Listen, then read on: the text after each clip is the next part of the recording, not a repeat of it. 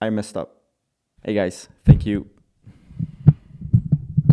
What's up, guys? Thank you very much for being here, and thank you for your support. And I think that support is going to be put to the test today because I made a mistake. So our guests on today's episode were remote, so we did it via Zoom. And my wife was telling me for weeks to prepare for this episode, and I told her, yeah, I don't need to prepare anything. I don't need instructions. And it turns out the footage came out horrible. So that's the bad news. But the good news is that the audio is crisp, just like you're listening right now. So that won't be any problems. But if you are on YouTube and you are watching, our guests did an amazing job with their setup. But on our end, you're not going to be seeing the footage from our cameras here in the studio. You're going to be seeing the footage from Zoom, which is horrible. And again, it's my fault. I take full responsibility for it, and I am sorry. So, thank you very much for being here. I know you're gonna love this episode though, because this is a an amazing couple. These are friends of ours, and we know their story, and I know that their testimony can really impact many, many, many lives. So that's the reason why we're still putting the episode out, because it's just so valuable that it's just no way that we can just not make it available.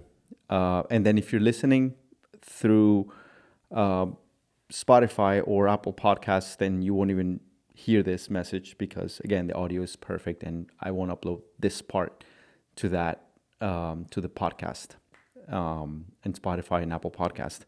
But on YouTube, again, I'm sorry, but you should still listen to it and watch it, and just ignore our footage if you can. But thank you. I will see you on the episode. All right. Thank But you very much for being here. Today we have two very special guests, our friends in Christ, Serge and Luz. What's up, guys? How are you? hey guys, good to see you guys finally. Yeah. Yes. Thank you for being on our podcast. This means a lot to us. Oh, with pleasure. We've been planning it for a while, right? Yeah. It's been actually a few months. Yeah. Well, I'm pretty proud of us because you guys have three kids. We have five. So this Yeah. is like a mission right now. Yeah. Yeah, We've had and to during the cancel last holidays, minute. it was really the holidays, I think that was tough.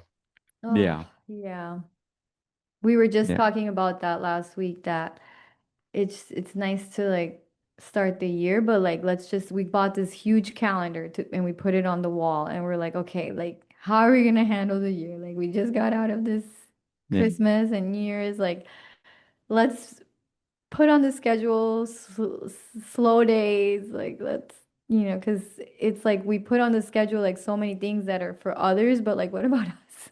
Yeah. Mm. Yeah, And yeah. I think with the holidays, it's one of those things that I'm happy when they come and I'm happy when they go, kind of thing, you know? Yeah. Yeah, It's yeah. just there's just a little That, overwhelming. Yeah. So, Yeah. anyways, so thank you guys. I know this is not easy, but I think both of us have little ticking bombs over there, so we better get to it what before they what it, explode. how long are your sessions usually, your episodes? Usually like 30 Yeah, minutes about to 30 minutes. Yeah. Oh, okay. 45 minutes, He 45 likes to minutes. you need a timer because sometimes I get too many Yeah. ideas. Hey, we can let So the Holy Spirit go. Yeah. Well, But like I it said, happens if the ticking bomb wakes up. yeah. we have to ask our guardian angels to sing them lullabies. Yes, for sure. But anyway, guys, so what we wanted to hear about you guys, like if we have families and marriages listening in, like tell us about your marriage, tell us about your family. How did this journey start for you guys in faith?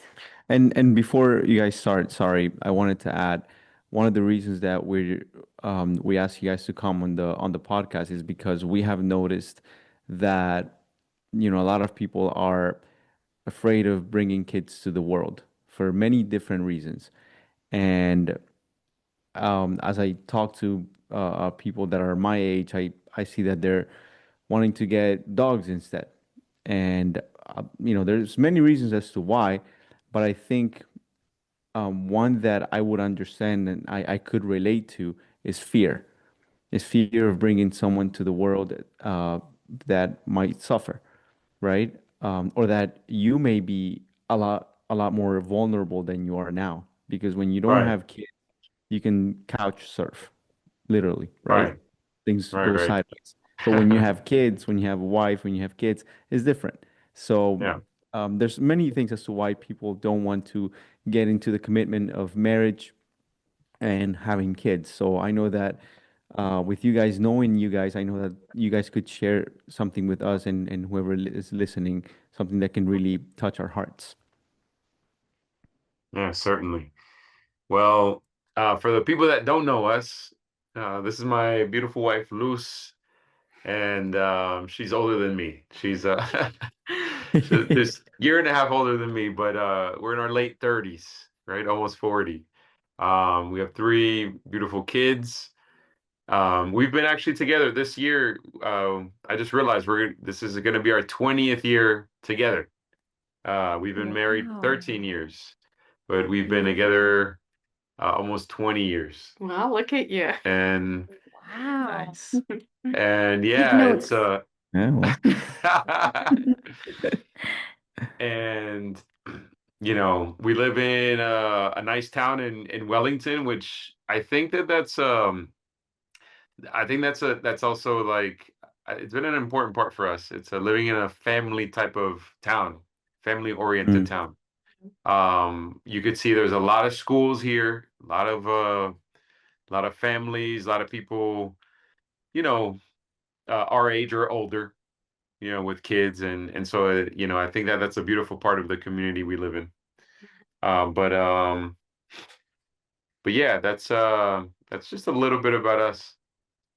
Do you want to add anything?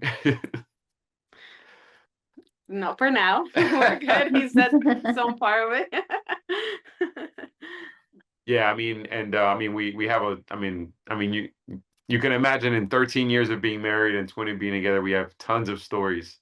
And they all bring us, I guess, back to our relationship with God and Christ. And it's unbelievable what He's put us through, and it's unbelievable the sacrifices that we've had to make and the effort and blood and sweat and tears that life is sometimes to have something that on Instagram, for example, as you would say, looks beautiful, looks which is the fruit of having a family, right?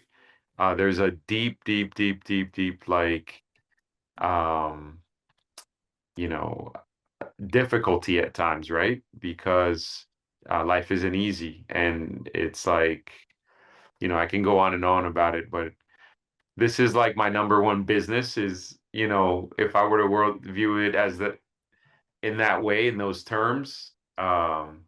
My main business is being a family man, and you have to plan it out. You have to go through the waves on the highs and the lows, and you have to plan it out together. You both are the CEO and the co-CEO, and you have to learn how to deal with everything that gets thrown your way. But we talked, I guess, in a few like how God really makes all that possible.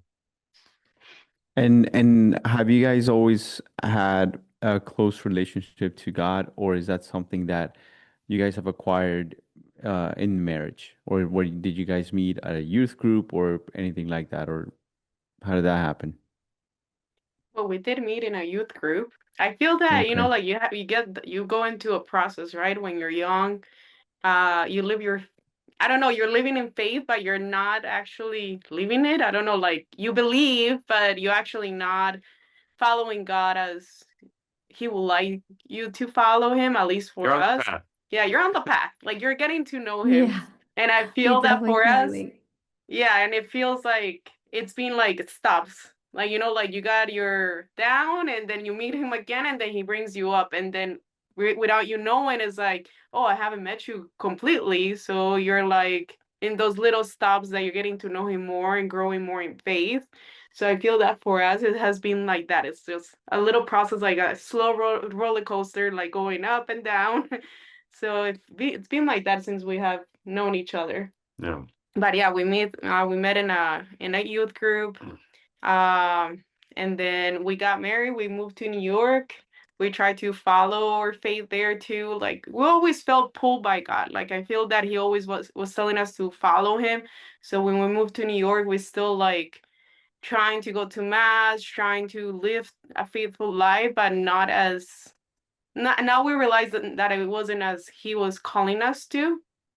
Then of course David came in our firstborn. He came as a thunderstorm Yeah. because he was born at 25 weeks. So that Oh, was our wow. first challenge. I feel that as a marriage, that's when we're like, wow, we didn't know what was a challenge. This is it. So that was like a big, big part of like that growth. Like we literally put our faith in God and trusting Him on His plans and be like, He's yours, and it's up to you if you want Him to stay or not. And we're grateful for His life, but He's here. Almost 8 years later, He's good. He's a big boy. Wow. Yeah, So I've seen At Yes, him. we've seen basketball. He was him. at Yeah. basketball practice today. Yeah, good. That's so Now, beautiful. listening to you guys, I was about to ask you, I think in our journey of faith, we have our ups and downs, but I think that there is a point in our faith where we have this radical change where yes, we're still going to have our up and downs, but it's different now. We have this commitment. Like we've encountered God through a situation, and we are no longer who we were before, and there's no way I can go back. Like I said, yes, it doesn't mean that I know Jesus 100%, or it doesn't mean that I'm not going to sin anymore, but things are just different. There is a point where your family starts looking at you weird. Like, all right, what happened to these people? Like, they used to get drunk with Yeah. us. Why are they not doing that anymore? Yeah. Or they, there is a point, and you just mentioned about your firstborn, that he was born in 25 weeks, and I mean, I could only imagine how vulnerable you guys felt at that point, because in our experience, we've Helpless. Helpless. exactly, exactly, and in our experience, we've never really had anything like that happen to us. But in one of our, I think in our fourth one, there was like a minor complication where they were, kind of trying to figure out what was going on with his heart, because they couldn't hear it through the things that they put in mommy's belly, so they had to do something else. And just in that time that they just couldn't find it, I just felt, I like I couldn't do anything, and I wanted to do so much, but I couldn't. I just felt like It my feels like heart when you was get punched in the stomach and you kind of like feel totally, sick and because yeah, you can't do totally, anything about it. It hurts. You lose your breath. yeah. So, and I'm assuming that was a point in you guys' lives where faith just started being something way different than it was before. Yeah, there's always like that moment that brings you to your knees, right? And you're like, okay, like I have to do this because it's the only choice. Like in a situation like that, I can't even imagine. Like I admire you so much, Luz, because as a mother, like, a mother's heart, I would be like on my knees like every night. Like I wouldn't be able to like be like calm, but only God can bring us that peace and the patience to wait. And from 25 until weeks until your baby boy was all good to go, that's a lot of patience and waiting, right? yeah, that was like learning to wait patiently. But of course, through those times, like Lucho said, you have your ups and downs still. But I feel that that's when we realized that having God by our side, it was like the only way that we were gonna make it out. And I feel that after that, like a lot of things open up, and then we moved back to Florida, and we're like, okay, we really need to get back to this. That was our like that shook us off because that makes us realize that we need the faith, but we literally don't have it in a way. Like we're not where God wanted us to be. So we're like, no, we need to keep going. Like it's like we were down here when that happened, and that show us that we really needed to wake up and know that if we wanted us to be okay, we needed to be with him. Like really needed to come together as a couple, because I think we both of us have had our encounters personally with God, but as a couple, that was our wake up point. Yeah. That if we didn't have him in our lives, we wouldn't be here. Yeah. Like after we moved to Florida, we're like, what's going on? Like it was like Sergio was over there and I'm here, and we're like, what's going on with our marriage? And that's when we started like seeking truly, like trying to commit ourselves to our faith. That was like the wake up point.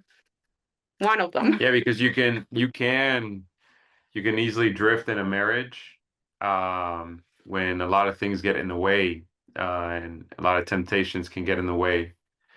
And we've always had, I think, a strong faith that we want to follow. We want to be good, and Mhm. I would always say, hey, I'm a good guy. But you start finding out like, uh, I'm not really good at being a husband. I don't know how to be a husband. Like I'm learning. Unfortunately, like I don't think I had a greatest example growing up, and I can't blame my father either because my father didn't have a great example growing up. So I'm like learning, and Jesus teaches you that, um, and you don't realize when you're young that it has to happen sometimes in the most unexpected ways, through pain, through tears. Um, but actually, the one of the biggest moments for us was going to the retreat down in Miami with Joshua. That was one of the turning points, I would say, because For us. Yeah. it's like we came back needing that, and that's where God wanted us at that moment in time. Um, and that for me that got us started on a new path. I think as a couple, not as an individual, as a couple Yeah. In your marriage. in our marriage. Yeah, in our marriage. Well, I love what you said at the beginning, like that you now feel like your biggest investment or your business is your family, you know? I like that. Hmm. And I think I like what you're saying, all you guys are saying also about like the sacrifices also bring, with along with Jesus, help us grow in his love because with the sacrifices, I feel like we learn, we seek, and we heal, right? And how Serge says, like, I also didn't have, like, it's not our parents' fault, but the best image in the sense of parenting and marriage. My parents did the best they could, but it's just like it comes with generations, right? And then now, as we learn and we seek Christ, I feel like it's the opportunity for us to heal and like pass on something different to our children. Right. Hmm. Absolutely. So that's the blessing of finding Christ. Yeah. And I think he Um, always finds the way to show you what you need to be healing at that time. Like at that time, we needed to heal that relationship as a couple with God. And then from there, like a lot of things happened that, we needed to talk, that we needed to work on, and that helped us grow so much that I feel that after a while, then we got pregnant again, and then we miscarried the baby when she was 18 weeks. And that was also another wake up call because it's like, oh wow, like that was like we really need to hold on tight. Like because I told her Wow. just like if it wasn't because I had God at that moment, how we were close to him, I wouldn't be here. Because Mm-hmm. going through that suffering, it's not easy. No matter the stage of your baby, I feel that if you lose a baby, no matter the stage, it's always hard. And Yeah. and at that moment, it's like you have a future plan, and then that didn't happen. That crushes your dreams in a way. So it's just healing all that, right? You're healing all that process, and I feel that that's not possible without God. And Yeah. because you easily can fall into depression. And there were moments that I felt it like that, and I feel that Sergio did too. And so again, like God is little by little show us what we needed to heal, what we needed to process to get closer as a couple, as parents. He giving us the wake up call that our kids are not ours, that are his. And that Mhm. whenever he plans to take them back, then he will take them back. And in a way, we have to be okay with that. And he teaches to go through that process too, right? But it's only when you're open to it. And I feel that like every pregnancy, at least for us as a family, every pregnancy has been that healing. And I told Sergio, and I think we have seen that throughout our time together and as a couple, that when you don't start a marriage properly, because we didn't wait until marriage, so like things don't progress properly either in your marriage because you put a priority, like your intimacy, you put it as a priority as a couple, and you forgot to know each other, right? Get to know each other. So when we got pregnant with Gianna, that was the moment that we got to know each other.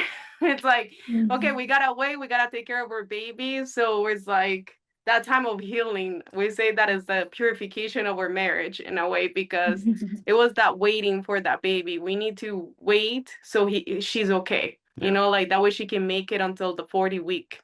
And that's when we realized it's like we didn't know each other. Like we really Wow. didn't know each other as a person. And that's when you're like, okay, we need that time. We need that time to learn about each other. And I think that's why it's so important to wait. That's why I think Yeah. the sacrament is so beautiful because of that, because that time before you decide to get married with that person is that time to get to know each other, be friends, get close in that way that you're gonna be okay with that person no matter how they are, because you already know them completely, like not sexually, but as a person. So That's so I beautiful. feel that every Yeah. pregnancy has been that healing of not waiting in a sense. So I feel that we have seen it like that. Yeah, yeah, that's where the sacrament is really beautiful. Um, I know that, not everybody may understand like wanting to have kids, or not everybody like of my friends, understands that. Not every one of my friends understands getting married, right? Or being with just one person, or like, we were talking about earlier, like I'm just happy with a dog or a cat, you know. And it's it's all these little things that God puts into the sacrament, right? Like, what is a sacrament? The sacrament is is almost like a challenge for us. But it's a challenge put in front of us so we can grow closer to Him, grow closer to God, and you don't realize it until you're in it, because it's harder to like read about it. Like, you can read about it. What is a sacrament? Like we did in first communion school, or confirmation school. But when you're living a sacrament and you're practicing it, even though, like, when we got married, we were still like, young and not fully understanding that, but a sacrament, it was a design by God. You don't realize it until you're in it. I realize it because how else, when two people meet, become one flesh, right? Like, you can read that it sounds old school, right? Like, it sounds like, yeah, it's from like an old text in the Bible. Mm-hmm. But what's the alternative of that? well, if I'm not dedicating my life to one person in flesh, then and I'm open to dedicate to, another person or one other person. And you see across like societies like that allow that, right? Some Muslim communities, some old Mormon communities, or even in the Mhm. in the Old Testament where Abraham and some of these Old Testament prophets, they were allowed to have multiple wives, right? It didn't work out. It didn't work out for their kids, for their wives. There was jealousy. There was um, a lot of torn societies, a lot of depression, and just like the societies fall apart. So you start realizing like this structural unit in society of and this sacrament is sacred. But it's sacred because it works, and it's sacred because God designed it. But it only works. Then you realize it only works when you have God by your side, because by our will, we're not capable of doing it. If it was just by my will, I would have gave up, or she would have gave up before me, probably. But long time For ago. sure. And the sacrament is so beautiful, but you have to go into it. Always, there's a little fear. I think people that live in fear of this or that, or having the sacrament of being married also comes with having kids. Like that's our calling. Like that's not just a suggestion. It's like, no, this is you're supposed to do that. You're supposed to have kids because that's part of your calling in the sacrament, because that's what happens when you guys unite, right? When you guys come together and share your love, and that's what happens, and then if you're interfering with that, you're not really fulfilling that full purpose. And I mean, there's still a lot we have to work on because but we understand it more and more. But um, I think though all those you know, the troubled birth with Luce, the miscarriage where we lost our baby at 18 weeks. She had a stroke or mini strokes after that, and then we had she tore her like ligaments in her knee. She had to get knee surgery for that, and it was always like obstacle after obstacle. Mm. And all these things just kept pulling us closer and closer, but we saw it as tragedies at some points. And it was really God shaping us for that sacrament, where you guys really have to look at each other and come together as one, and so Mm. that's the way we learn, I guess. That's to beautiful. to That's live so to live beautiful. and I think understand a sacrament. I believe in like the moments that we have had like sufferings is when we've prayed the most as a marriage. I don't know for you guys, Absolutely. is that how you feel? Because sometimes we forget, right? And like you said, we fall again on the, like, Yeah, when we're going through the suffering, we're like, okay, we're gonna see Christ, and then we tend to get comfortable again. It's just we're a humanity, right? yeah, Mhm. And yeah, then we're like, we were reflecting the other day, like, how is it possible that we were suffering like this? We were praying in the morning. We were praying at lunchtime. We were praying at dinner. yeah. It didn't matter like what was going on. No, we have to do the prayer. We have to do the prayer. Right. And then like, you know what I mean? Like when we're suffering and as you guys are sharing this, it's so true. Like I don't know. I think God was I know we feel like we're not worthy and we're still on the journey with God and obviously until we get to heaven, but God must be so proud of you guys. Yeah.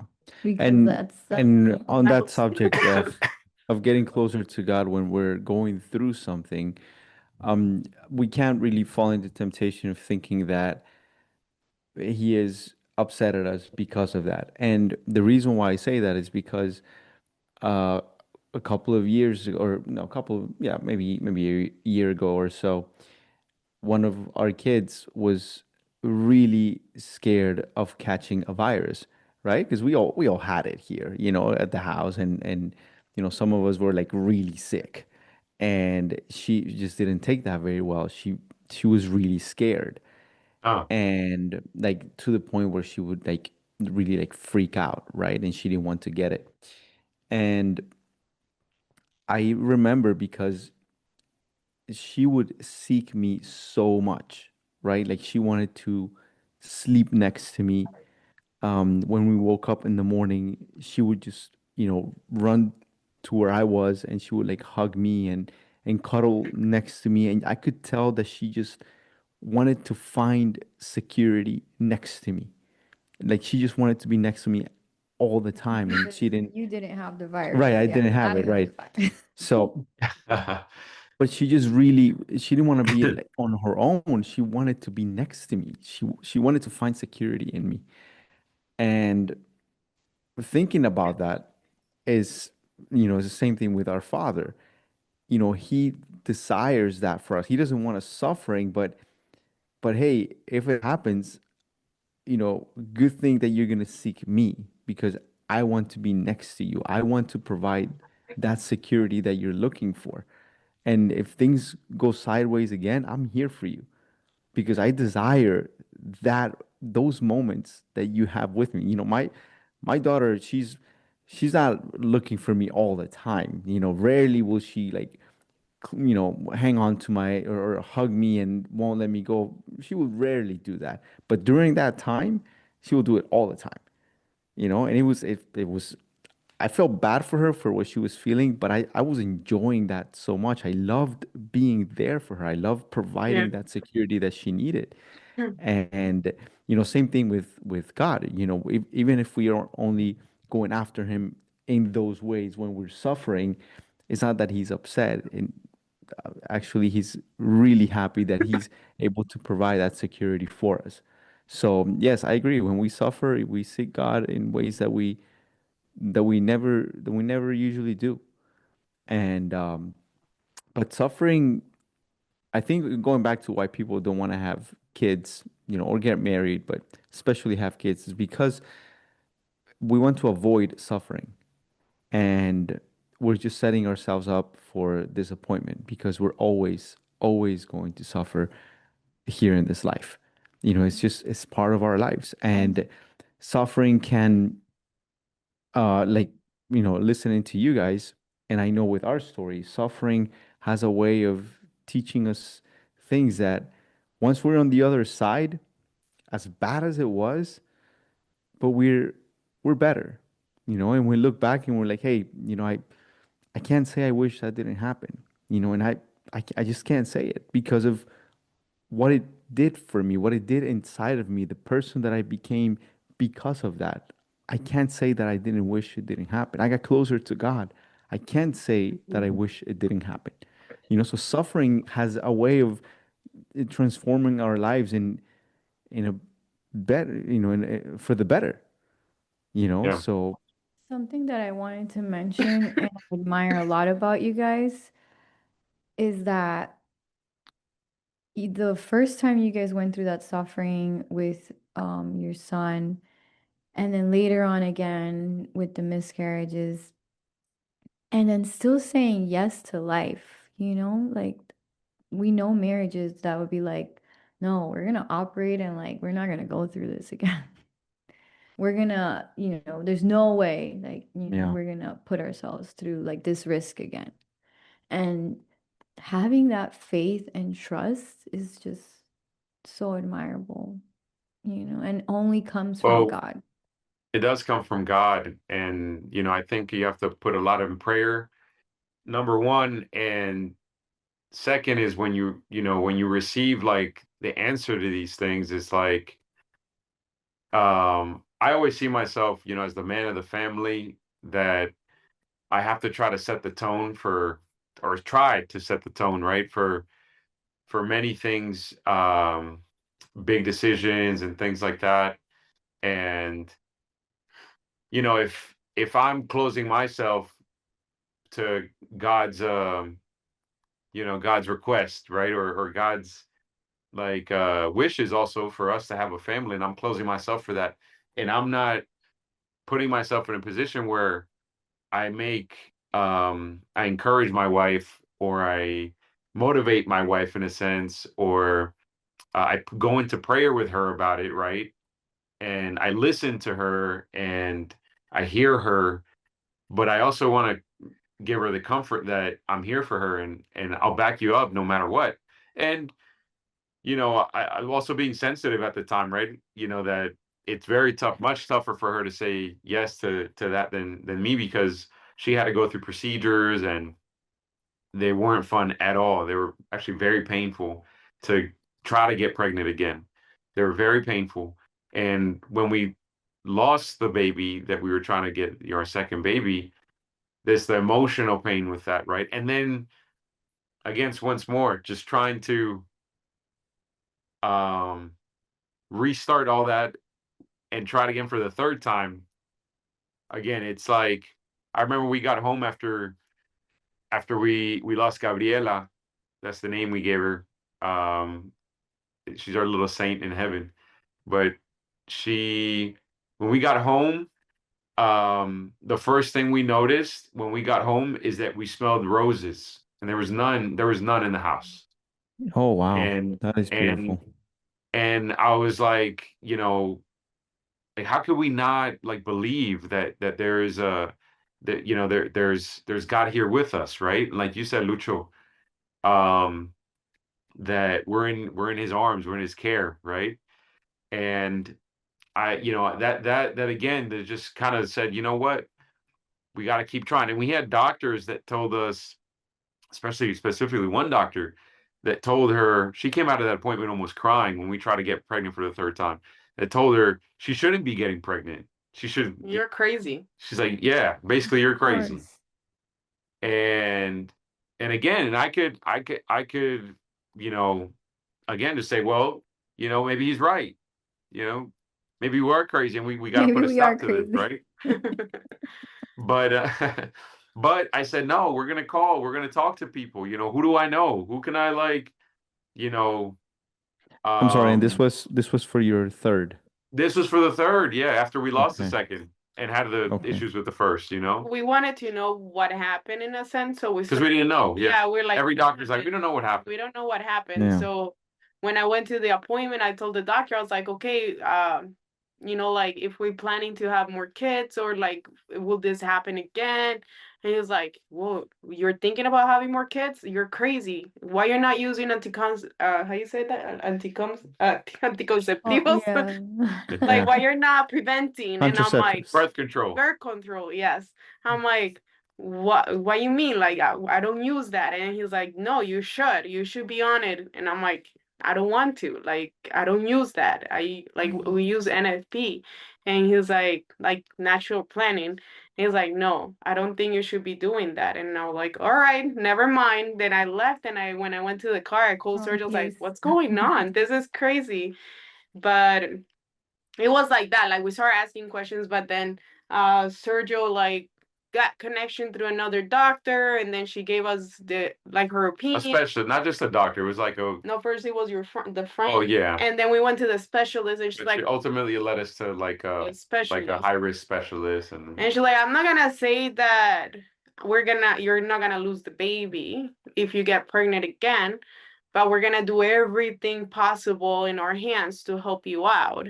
So it was medication, procedure to keep the cervix closed, all these things. And I'm like, all right, we're in for it, but again, putting everything in God's hand, and we're like, okay, we're open to have another baby. Everything's in your hands. And we hope that we're able to have the baby, but we understand, like we're open to that. We knew that it can go both ways, right? So we were open to that moment. And well, he kept her until 40 weeks that they had to induce me.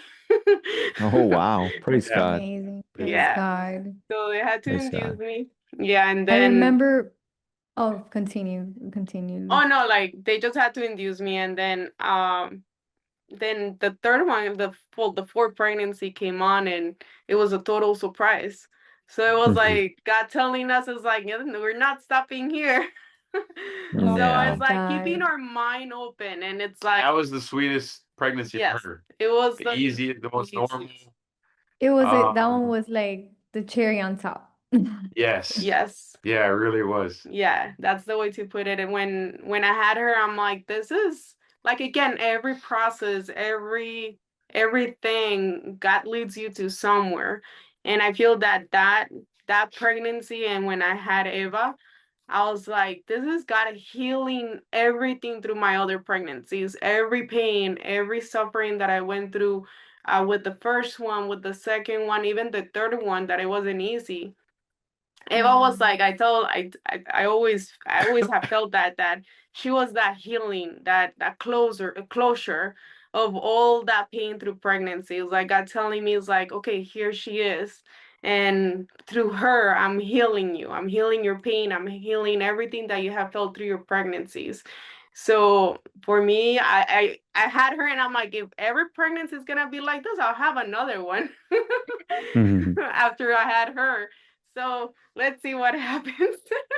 And I think that you guys probably experience life in such a different way than, not that other families don't value life, but I think you guys going through these sufferings to see if your baby's gonna be okay, if your baby's gonna make it. You Yeah. guys must value life in such a way that is so different in that experience than the regular family, you know? I think Yeah, I because think you know how much it means for your child to grow to that point. Yeah. Because I feel that for every, like when I got pregnant, like you had in mind, I feel every woman has in mind something, right? A beautiful pregnancy, beautiful pictures. If you like exercise, then exercising through pregnancy, all these things. And when that falls apart, you're like, well, then you get scared, like then that's Of where course. like fear comes in and you're like, oh, this is what it is. But then again, like that's part of life. And I feel that a lot of women tend to block that part that comes with bringing life, that anything can happen through a pregnancy. It's not like everyone pictures it, that it's that picture perfect and that beautiful, smooth and everything. It's beautiful. No, like anything can happen. And I like that's my saying. I feel like I always tell Sergio, like anything can happen. I Because know. that's why I feel that that's what God wants to teach us through life, is that we gotta live the moment and then we have to enjoy the moment and appreciate the people around us every day and every time that we have with them. Because with everything that we have gone through, is like maybe there's no tomorrow. We don't have it granted. So it's like appreciating that moment. And yeah, sometimes you forget because you get mad because you got those fights, the usual, right? Yeah. But it's going back to that. It's like, how am I ending the night? Like knowing that the person that is right next to me or the people that are around me know that I love them, that, like that we're doing what God has calling us to do, right? That it's to live in love and share love with the people that are around us, and that we, like we did what we could in this life to evangelize and work, do his work. And we Hmm. only do that through our family, because they're our first church. So it's like we gotta do it through them. I Well, remember one time I saw Luz at our friend's baby shower, Kathy. And I think I don't know if it was with Ava you were with there. No, Were Gigi you with with Gigi? Gianna. Okay. Well, Yeah. you were said something that I like, it stuck in my head and I was like, "Oh my God, that was so beautiful." You said, "I feel like my last baby sent me this baby. Like it was a gift from God." I don't know, Yeah. Gianna. And I Yeah. remember that stuck in my head. I was like, "That's so beautiful." Like, you know? And I was like, I wish like we thought we saw that the children like that, like more people saw children like that, Yeah. the gift of God. And obviously we know that in marriage and in children there's it's challenging. Like we're going through a hard season right now because it's our fifth and we're like, oh my goodness, it's hard and it's beautiful and it's lovely, but it's crazy and there's sacrifices that need to be made, but then it's where you say like, okay, like where are we? Yeah. well, Let's join forces. We're on the same team. everything good comes from a struggle, you know, and we have to struggle through life to get to experience wholeness. And that's what I experience with my family. We have goals. We have goals, left and right. But I've already experienced the best part of life, which is, like you said, Luz, going to bed knowing that those around you know that you love them with all your heart. And what you shared is the kind of wisdom that I always look for.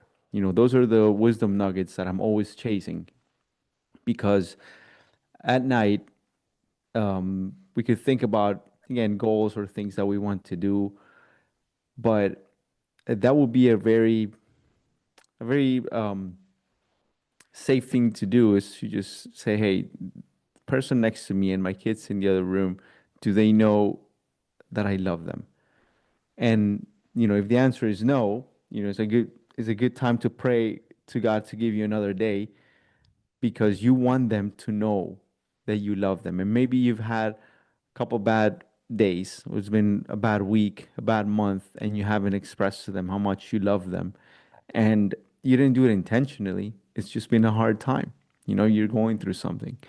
But thinking that at night, or just reflecting on that, can really change everything for you, because the next day won't be like today. The next day won't be like the past week. And I am a firm believer that you should never let what you can't do interfere with what you can do, right? So I can't change what happened today.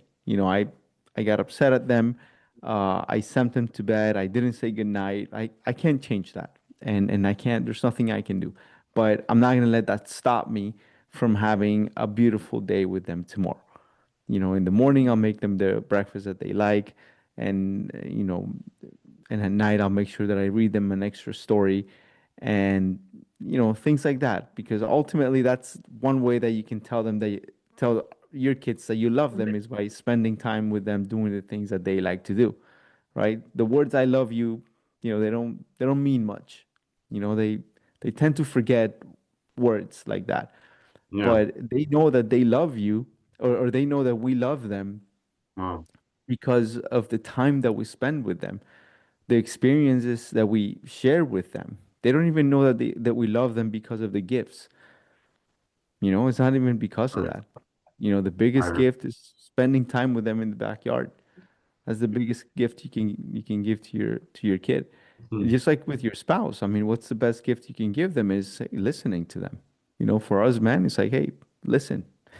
You know, they want to talk, and listen. You know, and it doesn't matter what I do, but my way of telling her that I love her is, let me spend time with her.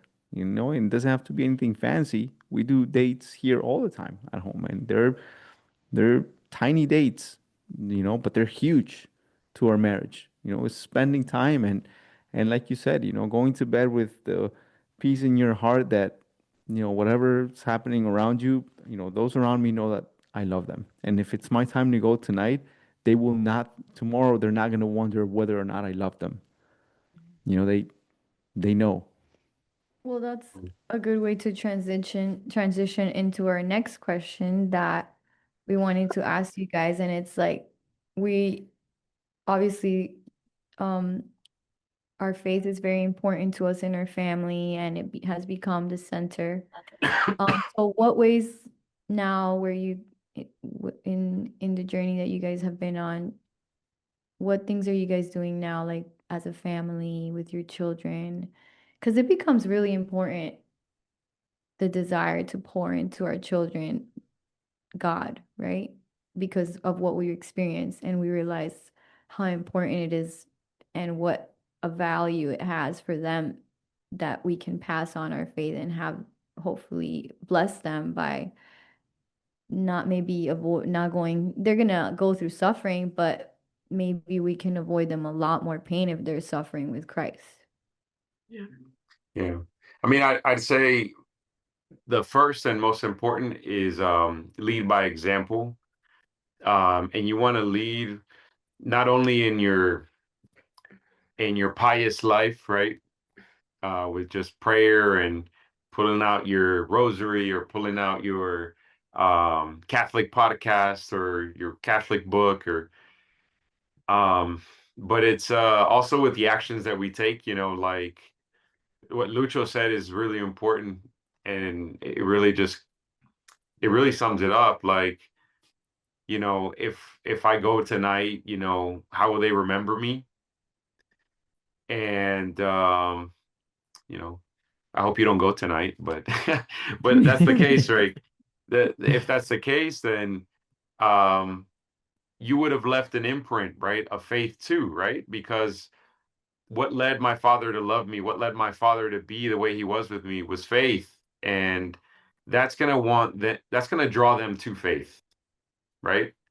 Because you heard stories of people that grew up in religious houses, you know, very strict religious houses, and they didn't receive that. They didn't receive that grace. They didn't receive um and you hear it all, but they grew up in a Christian home, you know. Well, what happened? Well, I think a lot could happen wrong when you're not setting a good example as a parent, and also, making good decisions, also at who your kids hang out with and stuff, but that's another conversation. Part two. Yeah. But but I think, yeah, leading by example. I have one of my closest friends who you guys may heard this story. Maybe this story had reached you about 5 years ago. He passed away. He did actually the retreat that I was talking to you guys about earlier. Just right, he did it with me, and he died during the whole pandemic because of a heart attack. Yes. And um, you know, he left three kids behind. Three kids. He left four kids behind, and the oldest right now is named after his father, who's one of my best friends at the time. His name's Victor, and Wow. I have a close relationship with Victor, the eldest kid now, right? I see him a lot, and one of the things that now I'm talking to him, and um, he he's this 18-year-old kid, and one of the biggest things he remember about his father is how much his father loved him, right? Mm. His father left, so we talk about it like it was in theory, but this is reality. His father left, and he left at a crucial moment when he was, 15, right? 14, 15. Yeah. And I reminded him the other day, this was like back in November, because I knew confirmations were coming up. I'm like, this is his last chance to get a confirmation. He doesn't go to he doesn't go to the church or anything, but I reminded him, hey, your dad was a part of the church.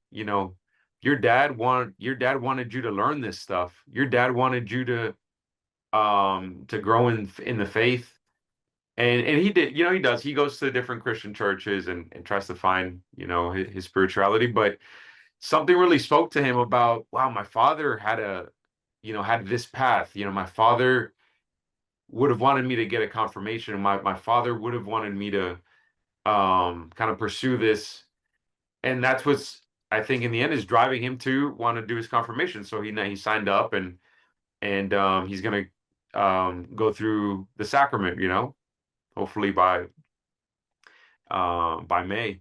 But I think that if he would have remembered his dad, like, oh, my dad was trouble, my dad did nothing but give me problems, he wouldn't have wanted anything to do with faith, or at least faith in that Mm. way, right? True.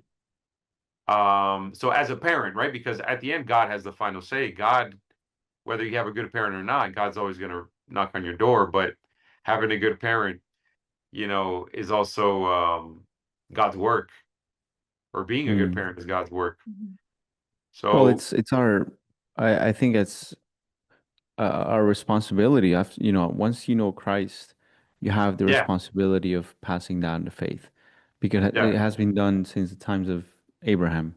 You know, right, ever since, faith is something you pass down to your kids and then to your grandkids, right, and that's how you change generations. yeah, No matter where I came from, again, I can't, what I can't do, it's not going to interfere with what I can do. You know, I don't, doesn't matter where I came from. You know, my parents might have been trouble.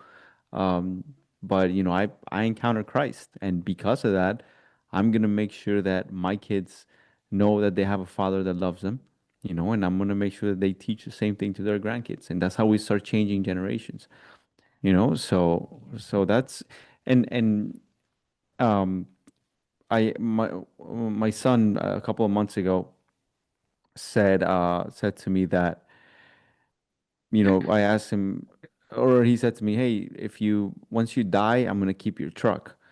I'm like, "Yeah, that's cool, man. I love my truck, and I can see why you think like that." And then he said, and then but I asked him, I said, "Well, but I mean, that's okay. You can have all my stuff, but what are you gonna remember about me?" He said, "Well, all the things that you taught me." And I was like, "Oh, that's pretty cool. What have I taught you?" And he said that Jesus loves me.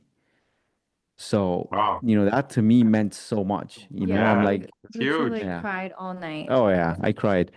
So, but I Wow. think we need to wrap it up because one of our cameras is about to die. So, Oh, okay. Well, I wanted to share something really quick. okay, And I love what Serge said about like how they're gonna remember us, right? Because I can kind of relate to that with homeschool. You know, I'm a homeschool mother.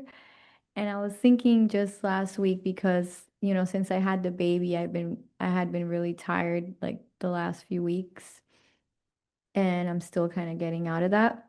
But I was like, okay, like I want their homeschool memory to be like not like, oh, I hated homeschooling, you know, like so I have to recreate it and make it joyful. So it's not like sit down and learn, you know. No, it's like I have to be a peaceful mother, a joyful mother, and I have to get to that place me first again to so that our learning environment can become that and then learning just happens naturally. Right, So Yeah. I compare it to like, okay, I feel like that'll be their memory if I can get to that place again, if I can return to that place, right? Which right. is, I'm slowly returning, but it's not easy, right? To get to that place. And so thank you so much, guys. Like, thank honestly, you. this has been such a blessing. And I really hope that marriages and families hear this testimony because I think it'll be very fruitful. Well, And you know, we're just so one last thankful for point. your faith journey. Thank you for having us. And I just wanted to share one last point that like it's very I think it's very intricate the you know having kids and families and um again I relate it to I was related to like have you know when you want to have structure, which I think structure is important in how you know what you're saying, how you're teaching your kids and how you discipline them, how um, you know reprimand them or things like that. You have to have like a methodology, right, and a structure, and it all stems from love and it all stems from God. But going into details and you know reading, instructing yourselves, learning how you could do a better job every day. Like again, it's like when you're running a business or you're running a company, like you're always going to want to do every day better so the business can do better, right? You want to consult with like the professionals that do this. You want to like hire the people that do that and sometimes, you know, I think it's doing that. It's like it's talking to you know, talking to the people um that have this, you know, this figured out or having or not necessarily figured out, but know how to maybe handle this, know how to handle that. In the simple things like, you know, from the nutritional stuff to the emotional stuff, right? To the spiritual stuff. So it's like put passion behind your family, you know, is what I'm saying, because a lot of people put passion behind like their careers or Yes. other jobs. And if you carry that same passion into your house, which it should be more in your house, I think, and then you would bring all that, you know, you would bring like you know every little like this problem that we're having with this kid like it's a project now for between me and my wife. Okay, it's a project we have to try to Mhm. figure out how do we like tackle this project together. What does God want from us, you know, and so anyways bring passion, you know, into what you're doing with your family and your kids. just kind of, for me, sums it up with what you're passing down to them in faith as well. That's You know, really good, Serge. it's always asking for grace, always asking for God's grace. And that's, you're gonna find your way. He gave us a calling no matter what it is, and he will guide us through it as long as we ask for that grace and we ask for that virtue that we really need to be able to complete that task that he gave us. So I feel that Amen. that's a lot to do with life, family, no matter where you're at in life, that's part of it. Amen. Thank you guys so much. Thank you, guys. Grace, Thank please you, come. guys. You have to close it up because my camera is dead. Okay. Camera Thank died. you guys so much for joining us, and we hope to see you next time. Thank you, guys.